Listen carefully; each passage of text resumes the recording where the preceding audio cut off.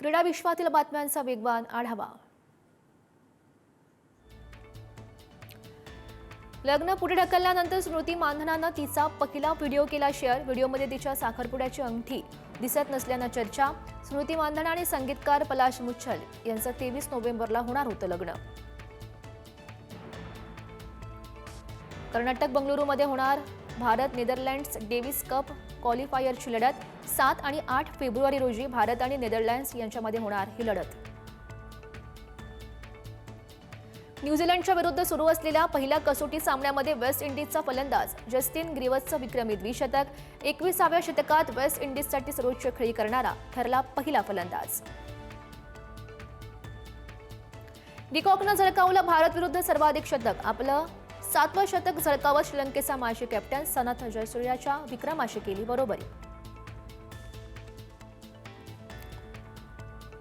Google ट्रेंड्समध्ये Vaibhav Suryavanshi भारताचा number 1 क्रिकेटपटू, तर प्रियांश आर्या दुसऱ्या स्थानावर।